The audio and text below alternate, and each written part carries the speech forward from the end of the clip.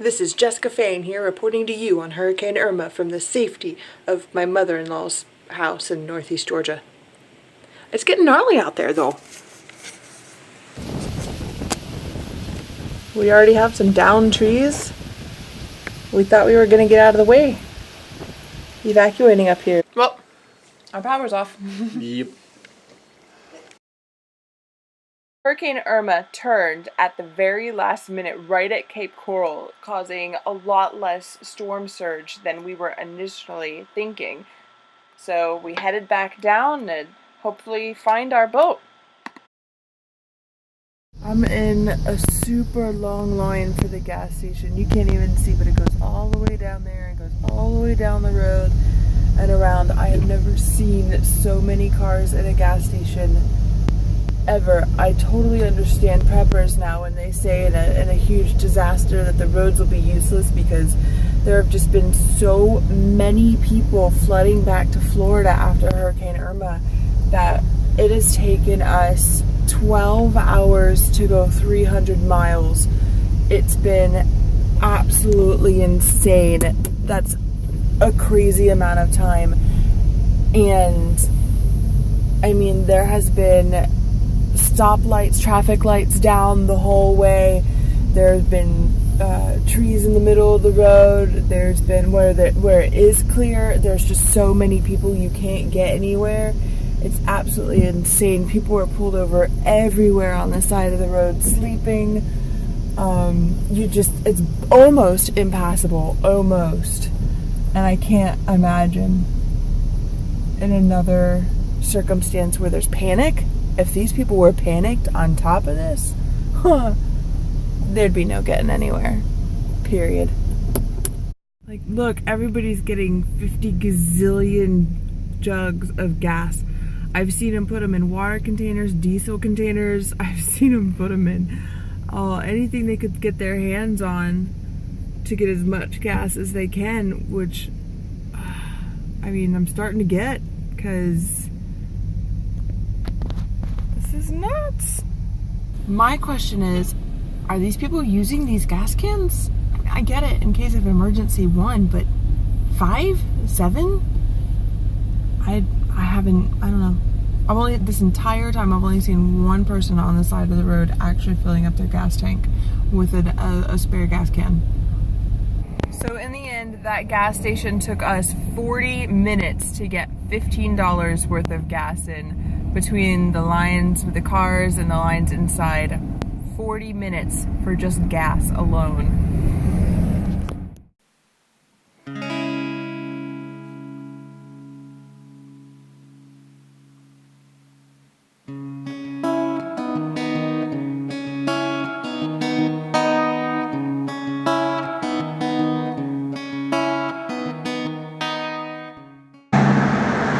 I tried to get it with the camera, but you can't really see it. The damage here, just everything looks like it's just like slightly on a tilt. Like, everything's all kind of tilted in one direction. I mean, there are a couple things. I mean, a lot of trees down, but just kind of all of the cape is leaning slightly. The closer we get to the water, the more and more damage we see. We're now starting to see structural damage, pillars broken, signs down, that whole thing. I'm anxious to get to the boat. After seeing so many downed trees and power lines and signs, I was very anxious to get back to my boat to see what condition it was in. But when I got there, everything was fine. My boat was floating. There was no damage. The marina was barely touched. It was amazing. Here she is, Moksha. Still floating.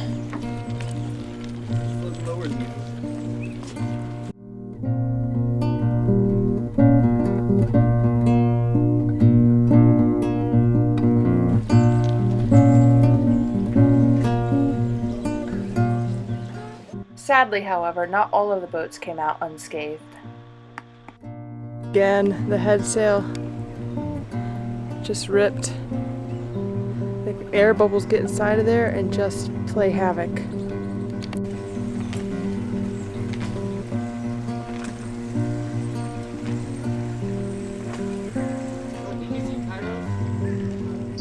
racquetball court.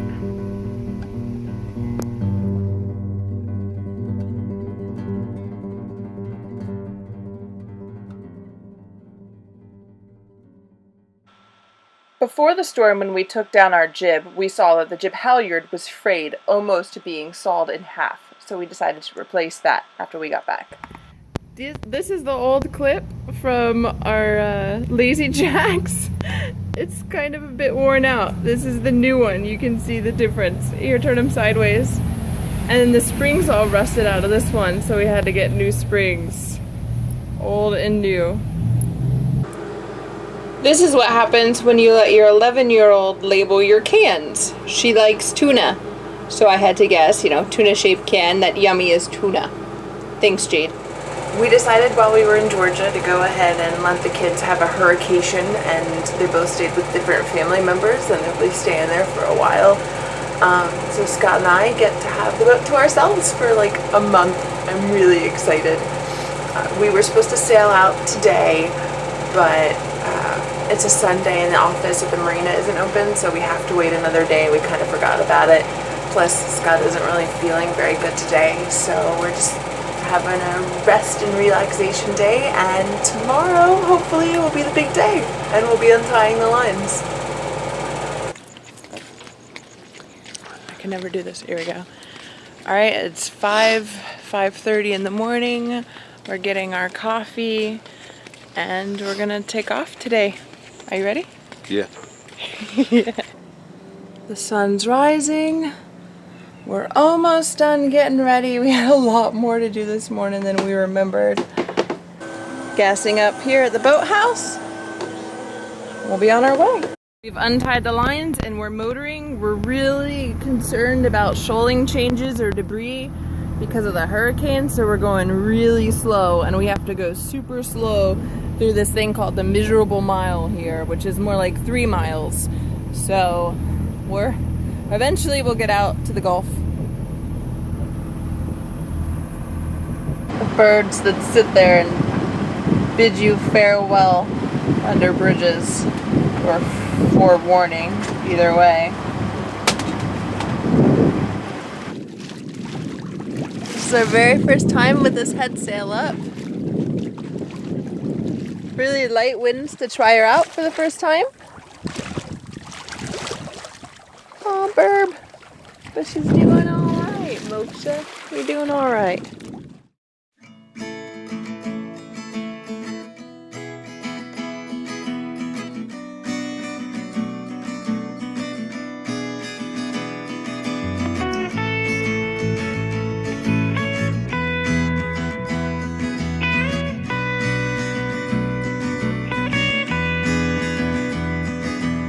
You probably think that We have a stowaway. Don't jump, Lizzie, don't do it. We are indeed anchored. Our very first anchorage didn't end up being exactly where we wanted, but we might have chickened out a lot, and it just ended up being where it was. So that's just the way life is sometimes.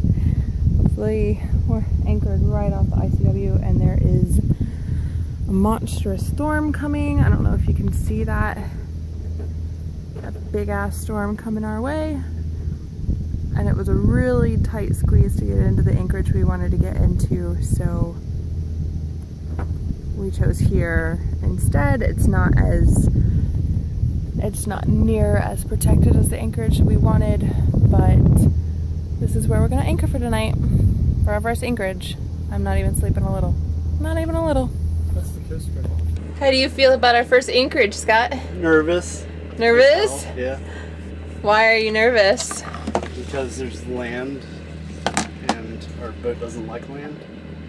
And there's wind and storm coming. We traveled, I think it was somewhere over 60 nautical miles today for our first sail, and the weather was fantastic. The seas were basically placid. We had very little wind, but it was a good day to try to figure out exactly how our sails worked and how they would behave and how the boat would behave. The storm that night brought sustained winds of 35 knots and gusts up to 46 knots, with seas rolling at 3 feet. It was a very uncomfortable anchorage. Oh, looks so tiny in the video. In real life, it's so big and beautiful. It was, well, it's our first morning at our first anchorage. Hello, sun.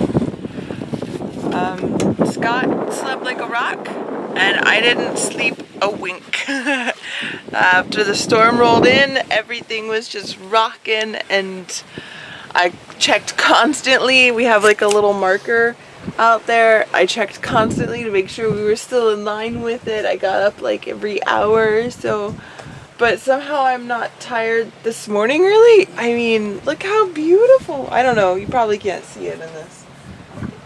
It's really beautiful. First order of business, coffee. Coffee, coffee, coffee. Our stowaway's been living. Mr. Lizzie Lizardton. What do you have to say for yourself, Look at the pickle you got yourself in. How are you gonna get back to land, buddy? Alright, today is our third day out. Last night we slept on the anchor, the same place that we anchored the night before, and it sucked. It was not protected. The winds blew all night, gusts of like 30, and the waves were just rolling, and very little sleep, very stressful.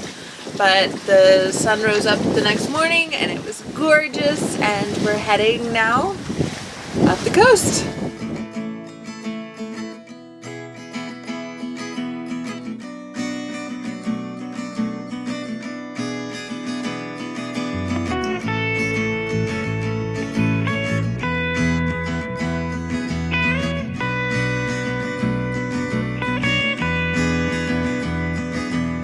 You probably think that I'm no good with words.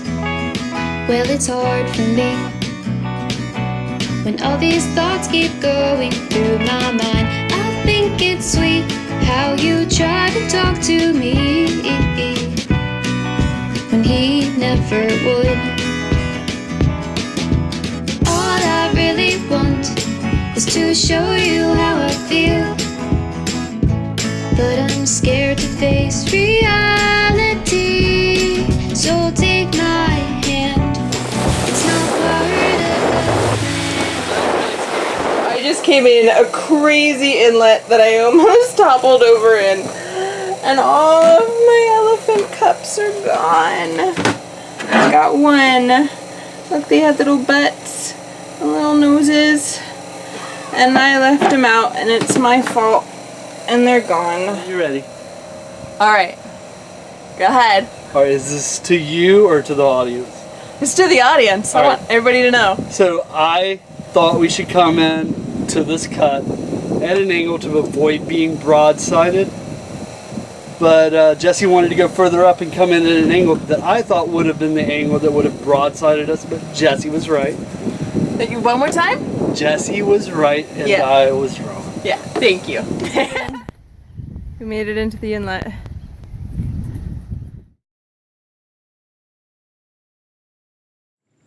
Hey, thank you so much for watching, and please don't forget to subscribe.